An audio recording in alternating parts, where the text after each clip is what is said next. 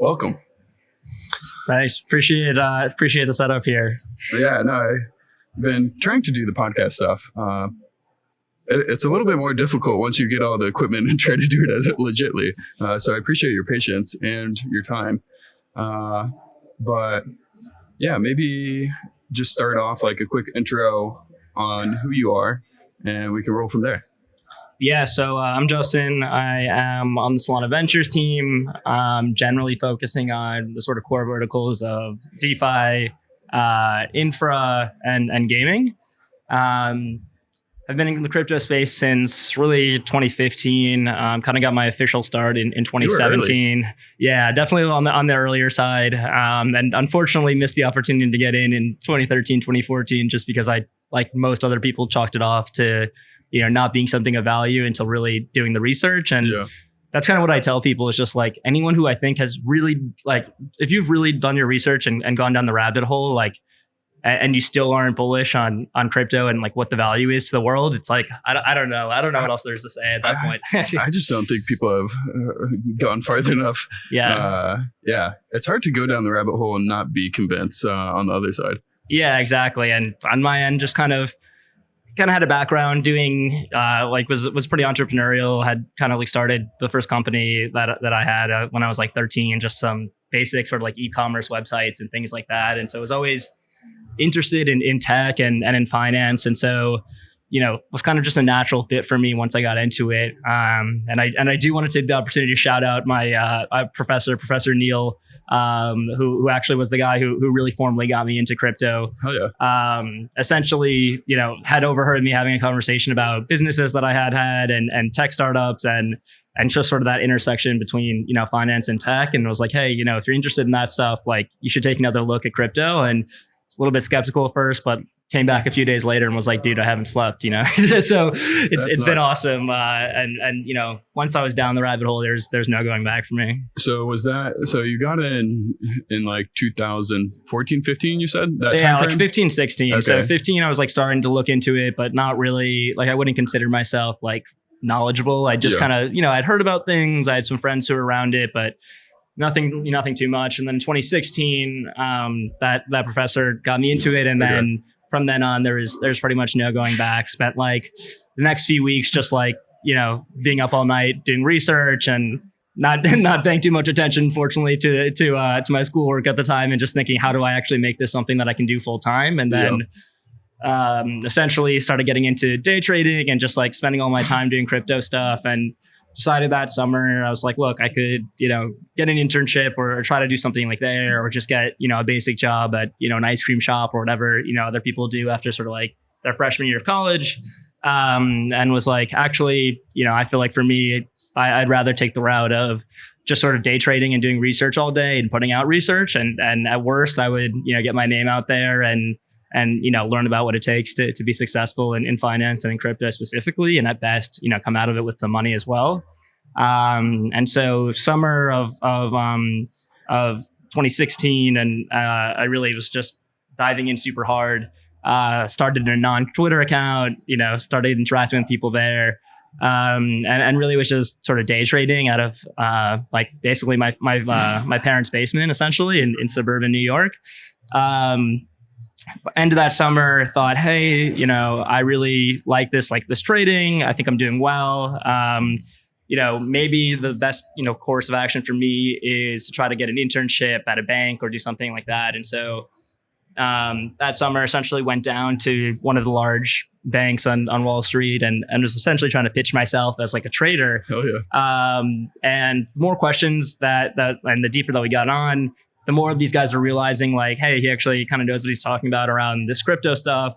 Doing an internship would be cool, but like maybe there's something else here. And so by the end of that sort of meeting, they actually offered me like the opportunity to take, a few $100,000 in seed capital and really just like start a formal fund. And I wasn't sure how serious they were, but like lo and behold, got back to the suburbs, and one of the guys on that desk, like the managing director, actually had like called my dad and was like, hey, your son should seriously consider taking time off of school to do something full time here, because it's such a nascent space. And so after that, things moved pretty quickly. Essentially told USC, which is my alma mater, that like I would actually be delaying coming back, and really just decided to dive full time into crypto. That's fucking crazy. They gave you the money, and so was that before the 2017 bull market or after? So that was basically like lining up with that exactly. So it was a situation where they had actually just started hearing about crypto because it was like around that summer of 2017 when things started really popping off and like mainstream world really started to take notice. And they were like, look, like we want to get on this fast. What do we have to do to buy crypto ourselves? And I was telling them how it's the safest thing is to use a hardware wallet and this and that. And they're like, oh God, like we don't want to deal with that at all. Like, can you just, trade this for us and keep up with the stuff that's moving in the market and like just give us updates? And I was like, yeah, I mean that works for me. I'm willing to take the chance there. And, I was certainly bullish obviously on the space. So yeah, I really got started formally about September 2017, officially opened the fund. It was called New Block Capital. And yeah, name there is pretty simple, right? It's just New Block. I like it. It has since actually been copied by a few different news sources as well as other funds and things like that. But who am I to run after them at this point? But yeah, so essentially got started then and really was, getting launched at a time where crypto was just like really exploding. So it was a super exciting first few months. And really was just like a ton of volatility in the market, a lot of trading opportunities. Wasn't really going with, just purely because I wasn't sure about sort of the regulatory environment. I was trying to stay away purposely from things like ICOs. But mostly just trading liquid tokens and trying to get in sort of at the earlier stages, weighting a portfolio of kind of the top assets that I liked in the space. That's nuts. I was also class of 2017. I did not know too much prior to that bull run. My brother kept like bugging me. He was like, hey, like this crypto shit's cool. And I was like, dude, like I can't look at this right now. I'm busy. And it just kept going up. I ultimately learned a lot, but I got pretty wrecked during that bear market. How did like going into 2018 like go for you? Yeah, so kind of like unrelated to where the markets were at the time, kind of had this sit down conversation with my parents where end of 2017, market was doing well, fund was doing well, but really had this conversation with them when they were like, look, like you're 18, this stuff is going great, but we've seen how volatile it is, day to day, even especially month to month. And so, for your long-term future, like you have to go to college, like we're making you go. Like my parents were just very adamant about that. Yeah. And so they said, what would you rather do? Would you rather go back now and try to figure out some way to do both of these at once? Or would you rather kind of go back, who knows when the next, when that bull run would end, maybe when you're 25, maybe when you're 30, like who knows? Yeah. And for me, I was always been someone that thinks that like balance in life is critical. And so, as much like fun as it is to be able to do crypto stuff, like I also know that there's a huge amount of value in just like developing socially and getting to have these experiences that you can have in college. And so made the decision basically at the start of 2018 that I would go back to school and kind of continue running the funds, like sort of from a passive perspective. And that coincidentally just seemed to line up with when like a bear market started in 2018. So ended up working out that I went back to school and, was at USC kind of doing what I was doing, going to classes, but then also, doing this on the side and just keeping up with the crypto market. And sort of had this, push during that time where I was like, look, crypto right now has kind of had a lull. Maybe it makes sense for me to do something more on the TradFi side. Maybe this is just sort of a skill set that I've learned that I can transition. Yeah. So I spent some time doing some internships. I did one at Millennium Management here in New York. Nice. Which is like a big, quant hedge fund. And then one as well at where I, at my alma mater at USC on their endowment team, working mostly on their VC and PE strategies. And with all these sort of like other roles, I would kind of always circle back to crypto. So it'd always be like, I'd overhear something in a meeting, like, how are we going to validate this? And it would always be like, well, I know one way. And so, over time, it just constantly got to the point where I was like, look, even at these TradFi jobs, I keep circling back to like being the crypto instructor, being the guy like driving a crypto initiative. And so, I think long-term makes more sense for me to just, do something in crypto full time. And so was graduating just a few years back and essentially was looking at, what I wanted to do after graduation. Decided that the best like path for me was really to be on the research side and just to get my name out there as like a KOL and try to add some legitimacy to like the points I was making and things like that. So I actually ended up joining a company called the Tie. And essentially they're like building a research product and also sort of a Bloomberg terminal-esque piece of software for institutions. And so was writing really just like long form research on different L1s and L2s, gaming, did some pieces on Axie and Polygon, some of these other things that like thankfully were able to get reshared and get, get referenced in some big, magazines or whatever you call them, but, crypto publications essentially. And so, around that time, I'd also started getting into Solana, and essentially was in communication with some members of the team here, asking them questions about Solana and trying to learn more.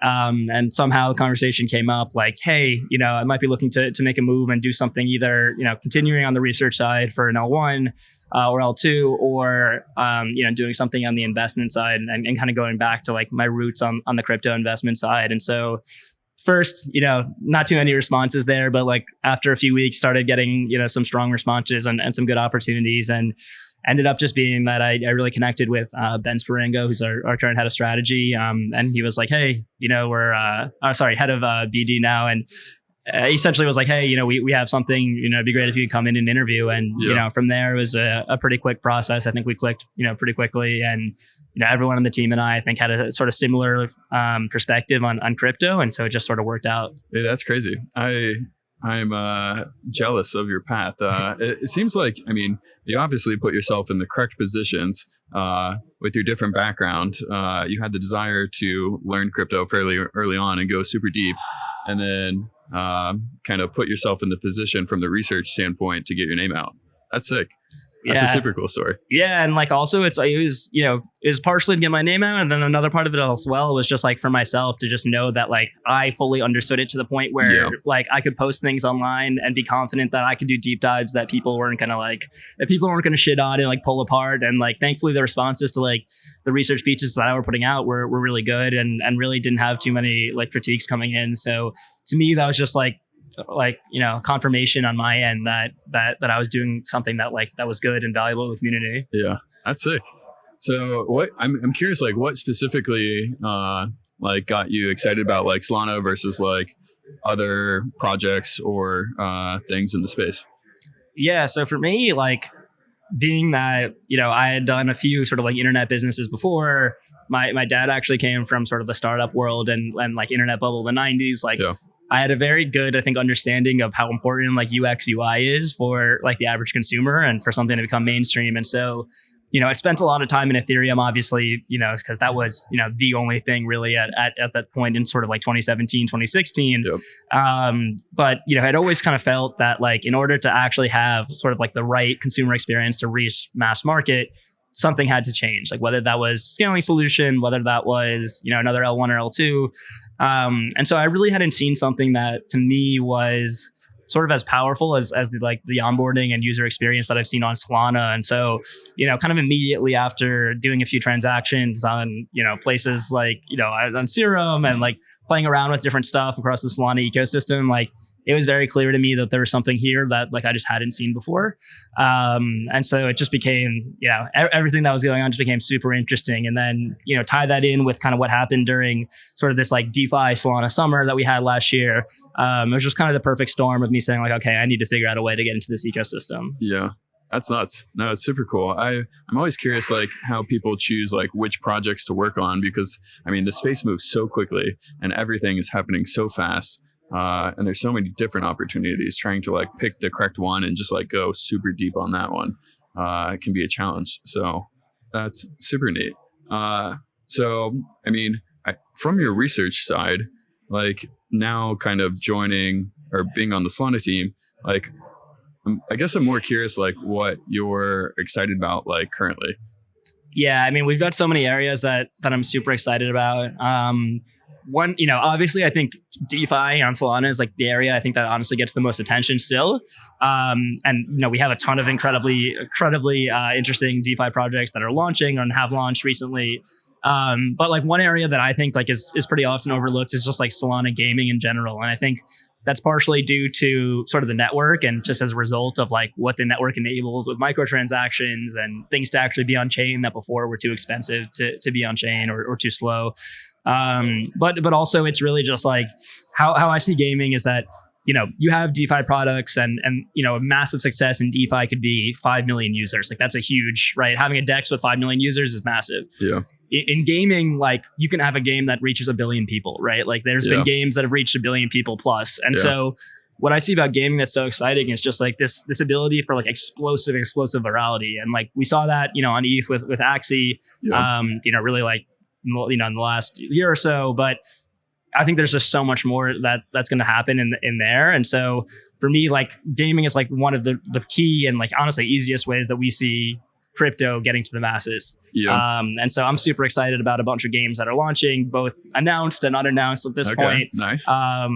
But I think really like the coolest thing is just being able to talk with sort of like traditional studios and people who build games in Web 2 that are actually saying like, wow, like now it finally makes sense for us to actually try to make a move on blockchain. Yeah, no, I totally agree. And I think, especially like being built on Solana with the low latency and like having the super high throughput, it's now, and with the combination of like the game studios that are like experts at like actually building games, because that's just like completely, or can be completely separate from like the underlying technology of like the blockchain infrastructure. But marrying those two, I totally agree. I'm super excited about like how many people those can bring on.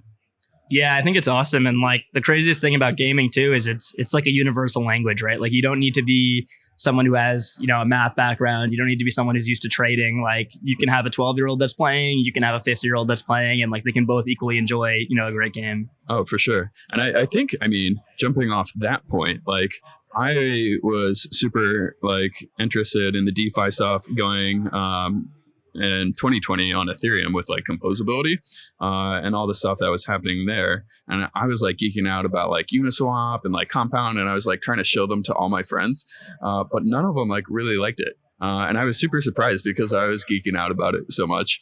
But what interests them was NFTs, and specifically on Solana, because the gas fees were super cheap, and it was something that they could just enjoy and be a part of the community. So I'm curious, like how you kind of think about like NFTs as a whole, and like, I think the first thing is like, I do think that there are like a bunch of misconceptions around NFTs, even still in sort of the mainstream community. So like these ideas like NFTs are bad for the environment and like there's nothing behind them and like all this stuff. And, I definitely think sort of the first iteration of NFTs is sort of like, PFP, very basic, like art, art in its purest form, right? And art is obviously nothing new. There's a huge market for art around the world. But what really excites me about NFTs is some of the utility things that people are including with them, whether that's, gating to different communities or special events, or, giving you pro rata rights to tokens, or like all these different amazing things that people are doing with NFTs that are way beyond just like, here's my JPEG and like, I just like how it looks. For sure. Right. And so, on that end, I think that's awesome. And then on the art side, I think it's incredible. And I've seen this firsthand with like artist friends of mine who have kind of converted into Web3 artists over time is like for an artist, the ability to earn sort of on-chain or, similarly on-chain royalties from, ongoing sales is huge, because like artists many times just happen to be like extremely they're like there's a lot of opportunities where artists are extorted sort of by both the traditional art world and just society as a whole, right? So they put out something amazing, maybe they sell it for $1,000, and then 50 years down the line, okay, now it's worth $10 million, but they don't get a piece of it, right? And so the idea that's like I think so powerful for artists now is this ability to put out a piece of art that's provably yours and then earn royalties for that indefinitely is massive. And I think like there's no way that artists in the future don't see a major trade-off when they do physical artwork in the fact that they won't be able to get that exposure. No, I totally agree. And I think, a lot of artists still don't know about the royalties aspect. And it's cool to see that your artist friends are now like understanding that. And it's kind of like, crypto in the sense, like once you see it, you're like, oh yes, that's obvious. It should definitely be done. And with the royalties, just having that continual revenue stream is massive. No, that's super cool. like, so we touched upon like your background, touched upon gaming, a little bit on DeFi and NFTs. Are those like the main things that are like exciting you over the next like couple months, or anything else that like you're particularly interested or like more on a high level? Yeah, I mean, the thing for me is I'm, whether I'm just a crypto maxi and everything's going to always excite me, I don't know. But basically every area of crypto right now is super exciting to me. I mean, you even take something like sort of like fiat on ramps and off ramps, and like that process has gone from, okay, no average person can understand how I'm going to buy crypto and send it here and do all these things, to like now it's getting slowly easier and easier. You have, services like Transact, MoonPay, Wire, et cetera, that are just making it like really simple for people to buy crypto with a like credit and debit card. And I sort of see that as like one of the other sort of major turning points within the crypto ecosystem is, making it easier for the average consumer to get involved in crypto is huge. And, there's still a ways to go, but the difference between, how many steps it took to get into crypto in 2017, 2016, and now is so like impossible to even compare. Yeah, exactly. Yeah, no, I mean, I remember even trying to buy crypto on Coinbase back in 2017 and just like getting approved took like a couple weeks. You couldn't really buy anything of size. It was crazy. So yeah, today's infrastructure is much, much better than it was in the past.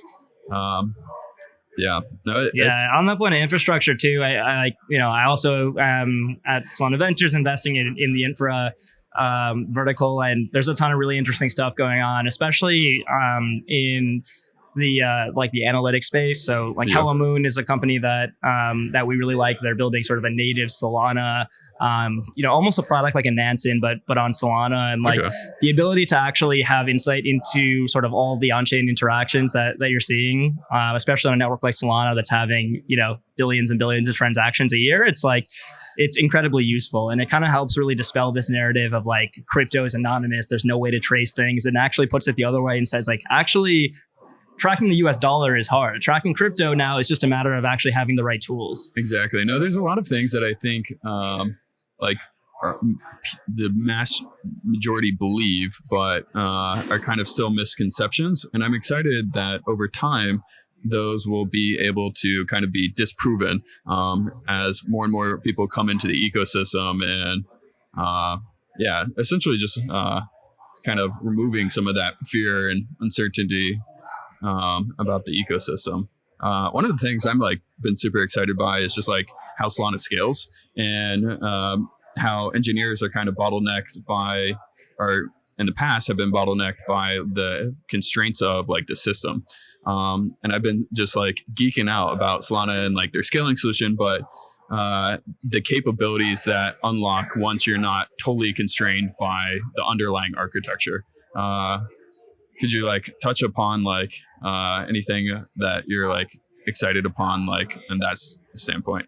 Yeah, I mean, it like the innovation that I've seen sort of internally and even publicly at Solana has been huge. I mean, obviously we have these sort of high throughput blockchain that everyone's excited about, but like the real use case behind that is huge, because if you think about Bitcoin or you think about Ethereum in its current state, and you think about what it would take for those networks to actually scale to a truly global form of payments, it's daunting, right? Like it's going to be extremely difficult. And what's exciting about Solana is we can put out something like Solana Pay, like that we did recently, and all of a sudden now, like there's actually a viable way for people to be making massive amounts of real life purchases, simply using sort of just the underlying architecture that we already have. And being able to do all that stuff without needing to, to do an L2 or to do something on top of Solana is, I think, one of the most amazing things, because it just doesn't introduce that whole other layer of complexity that I think we've seen in other ecosystems when it comes to to scaling, really. I totally agree. And I love that Solana kind of abstracts all the engineering complexities and allows the application engineers to focus on the application. And then that combined with like the composability is where like a lot of magical stuff happens. Are there like any cool instances that you've seen recently of like applications composing on Solana? Yeah, I mean, we've seen a ton. I mean, like what I think is super cool is like, especially out of these hackathons, and we're still today we're shooting this on the last day of our Riptide hackathon, so I'm sure there'll be many more projects.